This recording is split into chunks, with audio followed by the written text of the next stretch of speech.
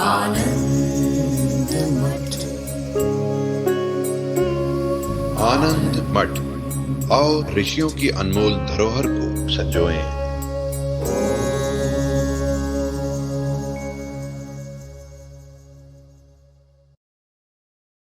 अभी अभी तो बताया आपने उपनिषद क्या नहीं, वो तो ग्रंथ की चर्चा हुई है।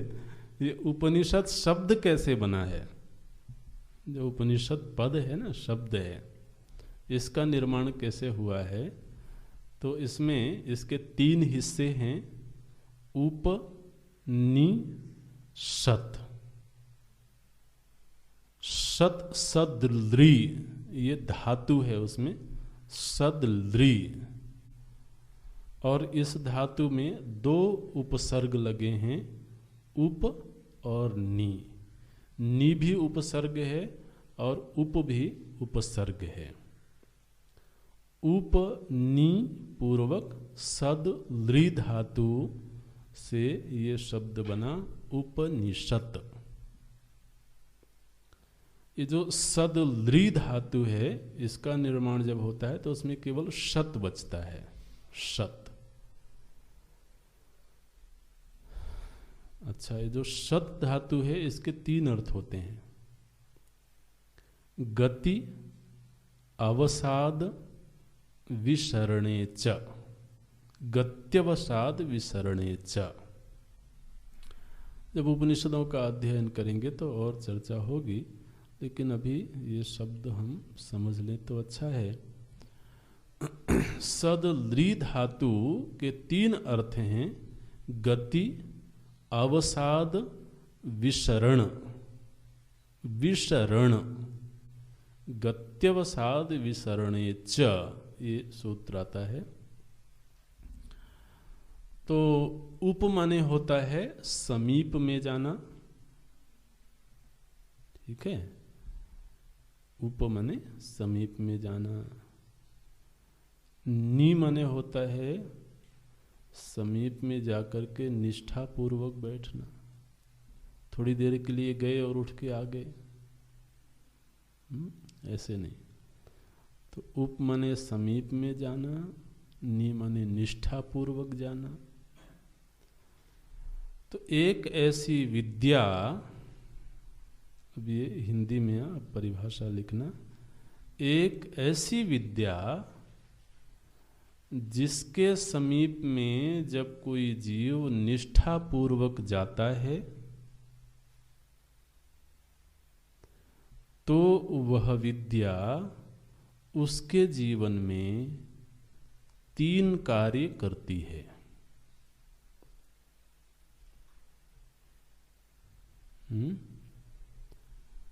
दुनिया में विद्याएं तो बहुत सारी हैं, ज्ञान बहुत सारा है, लेकिन एक ऐसी विद्या है जिसके पास जब कोई व्यक्ति जाए और निष्ठापूर्वक जाए, निष्ठापूर्वक माने समर्पण के साथ जाए, विनम्रता के साथ जाए,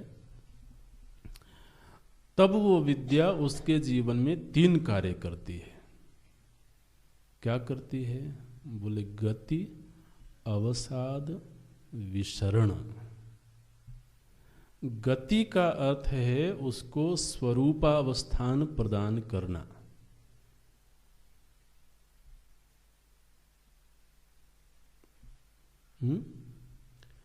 गति माने लोग कहते हैं ना, इनकी सद्गति हो गई।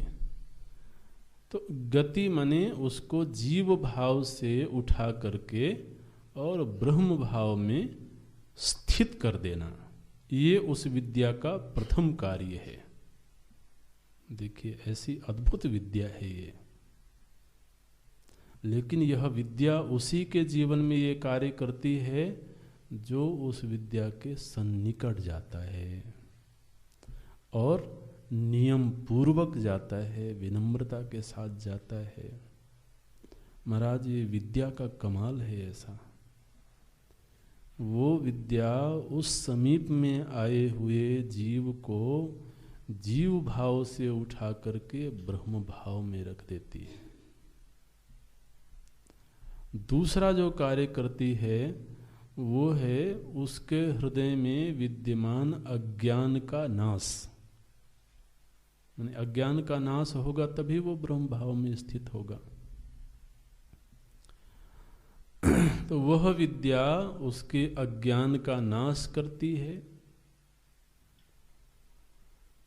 विशरण माने नाश कर देना, अज्ञान का नाश कर देना। और अवसाद माने उसके जीवन में जो दुख थे उन दुखों को शिथिल कर देना। तो साधक के जीवन में यह विद्या 3 कार्य करती है।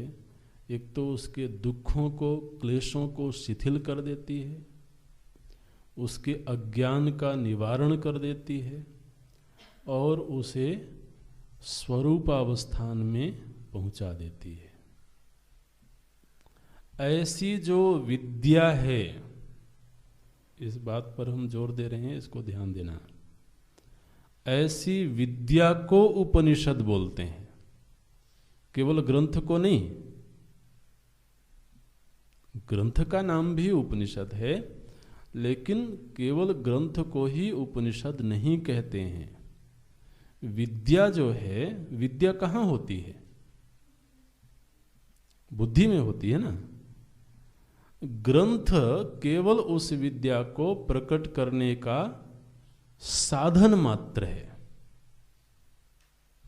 तो उपनिषद शब्द का जो मूल अर्थ है वो है वो विद्या जो आचार्य के हृदय में है, और आचार्य और ग्रंथ दोनों के सहारे जो शिष्य के हृदय में प्रकट होती है, उस विद्या का नाम उपनिषद है। ये बात समझ में आ रही है क्या? स्थूल धरातल पर तो केवल ग्रंथ को उपनिषद कहते हैं, है ना। ग्रंथ में कुछ अक्षर लिखे हुए हैं, कुछ मंत्र लिखे हुए हैं, लेकिन उन मंत्रों का जो अर्थ है, मूल विद्या तो वह है ना। केवल शब्दों को विद्या थोड़ी बोलते हैं। केवल मंत्र राशि को विद्या नहीं बोलते हैं। उन मंत्रों के माध्यम से साधक के चित्त में जो अर्थ प्रकट होता है, जो ज्ञान प्रकट होता है, उस ज्ञान को विद्या कहते हैं। तो जब एक शिष्य गुरु के समीप में गया और उपनिषद के समीप में गया, माने ग्रंथ के समीप में गया, तो ग्रंथ और आचार्य दोनों ने मिलकर के शिष्य के हृदय में एक विद्या को उत्पन्न करते हैं। ये तो ज्यादा कठिन नहीं है, इसको तो आसान सी बात है। कठिन लग रहा है आपको? भाई इसमें क्या कठिनाई है, सीधी सी बात। तो आखिर हमारे हाथ में शास्त्र है, सामने आचार्य हैं, तो शास्त्र और आचार्य दोनों ने मिलकर क्या कार्य किया? हमारे हृदय में एक विद्या उत्पन्न करी ना, एक ज्ञान उत्पन्न किया। तो इन दोनों का प्रयोजन केवल उस विद्या की उत्पत्ति में था। अब यदि दोनों की सन्निधि प्राप्त हुई लेकिन चित्त में कोई ज्ञान नहीं उत्पन्न हुआ, तो कार्य निष्प्रयोजन हो गया। तो ये जो ग्रंथ है, उपनिषद जिसको हम कह रहे हैं, वो ग्रंथ और उस ग्रंथ की व्याख्या करने वाले आचार्य, माने ग्रंथ नहीं होगा तो व्याख्या नहीं होगी, और ग्रंथ होगा लेकिन आचार्य नहीं होंगे तो भी व्याख्या नहीं होगी। तो ग्रंथ और आचार्य दोनों ने मिलकर के क्या कार्य किया? बोले शिष्य के हृदय में एक प्रमा की उत्पत्ति की।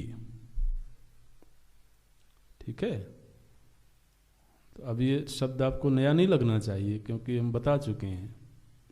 एक विद्या की उत्पत्ति की, एक प्रमा की उत्पत्ति की, वह जो प्रमा है, जो शिष्य के मन में जो प्रमा उत्पन्न हुई है, उस प्रमा का नाम उपनिषद है।